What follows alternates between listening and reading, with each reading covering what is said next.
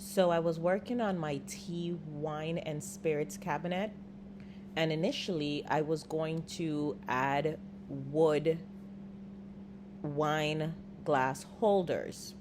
However, in the end, I did not like the look, so I decided to remove them.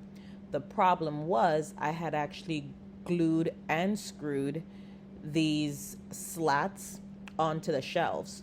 So after I removed the screw, that was fine. But then when I went to pull up the piece of lumber, because of the glue, it ripped out a section of the shelf. And we all know the price of lumber. What I was not trying to do is replace the shelf.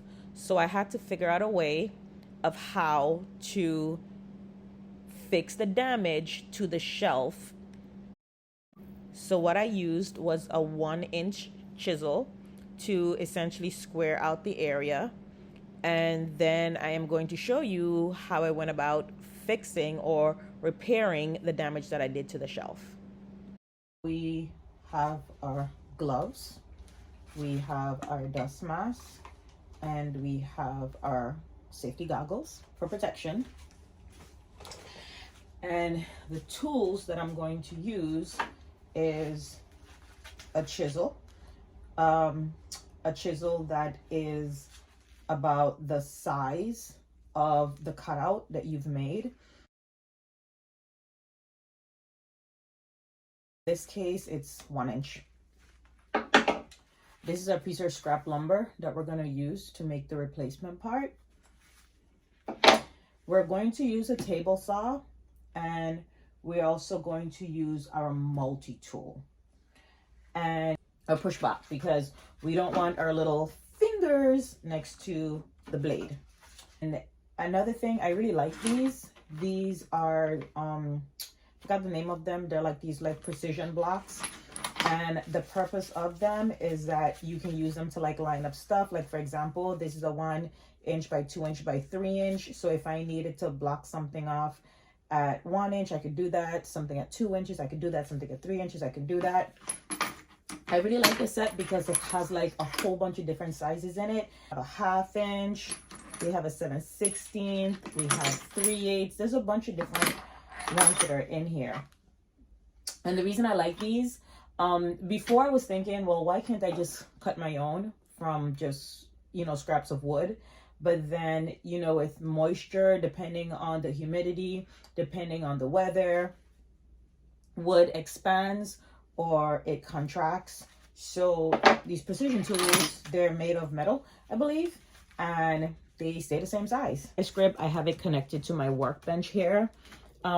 You don't need one of these, but I prefer using one of these because it keeps the workpiece that I'm going to be using stable. Actually, I encourage it because trying to just hold things with your hands is actually a little unsafe. All right, this is the roll of plywood. So what I want to go down is about, so I think I actually want to go down 532. Probably a little bit more than that. So basically the damage that I caused to the plywood, it's about 2, maybe 3 layers deep, probably only 2 layers. But I am going to be using this piece of scrap wood. I am going to cut off about 2 layers. I'm going to cut off about 2 layers. So first things first, let's clear the work area.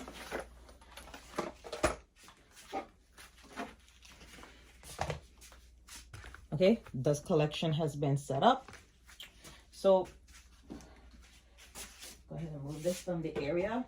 So first things first, I am going to raise the blade.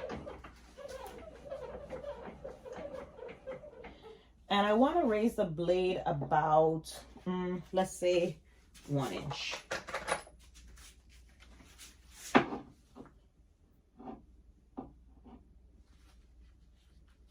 So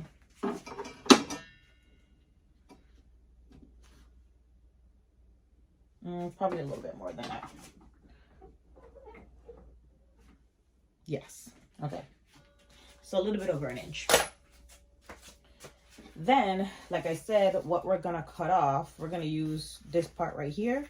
We want to cut off about maybe 2 layers. So let's go about layer 3. So just line it up here. All right.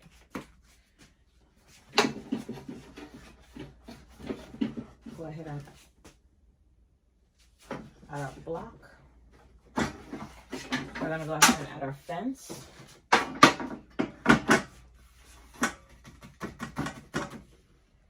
So we're adding the fence so that it cuts off only what we want to cut off. All right.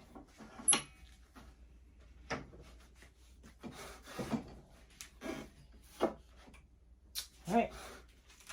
So now we're going to go ahead and turn on our table saw. And we are going to go ahead and start to trim. Remember, safety first.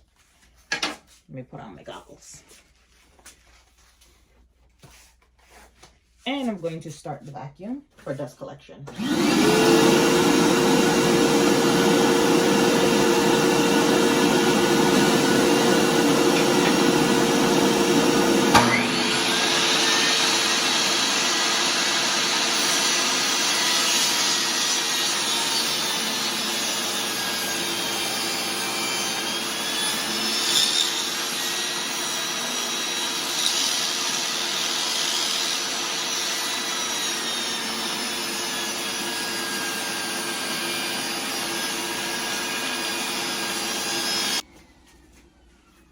And you see, right here, we have the 2 layers.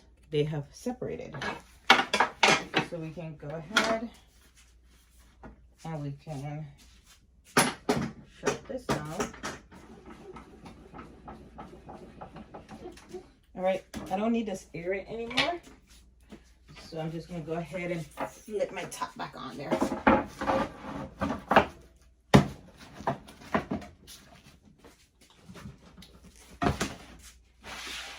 Now, the second part that we're going to do is we're going to go ahead and go to the vise.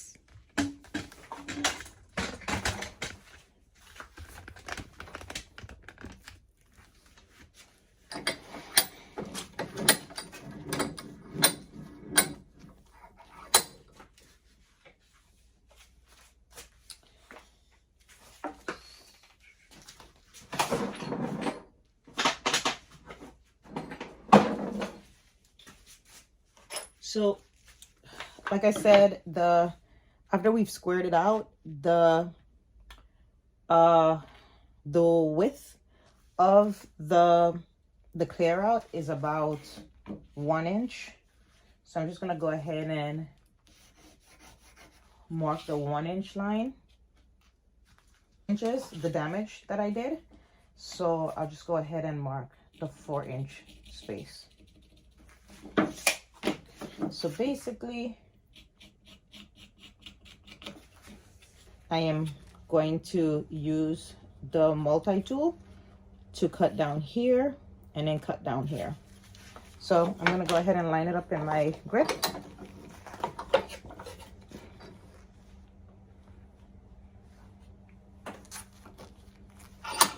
All right, that is in my vice grip. And now we're going to go ahead and grab the multi-tool.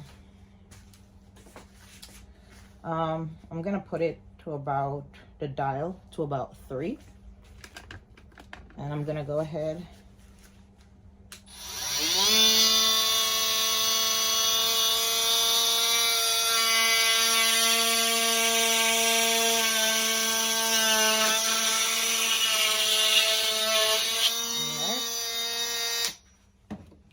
super easy. Go ahead and bring it out a little bit.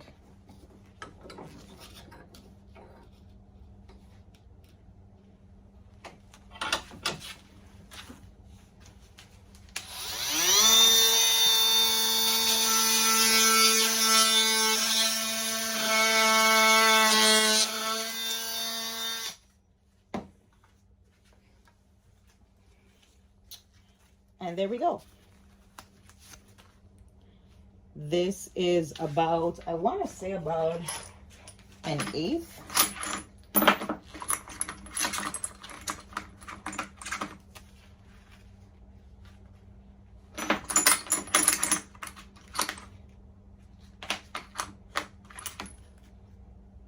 Yep, so it's 1/8. It's 1/8. So what we're gonna do, I'm just gonna add some glue here, and we're gonna go ahead and just drop it in and make sure everything lines up. And then after the glue dries, then we'll just sand it down.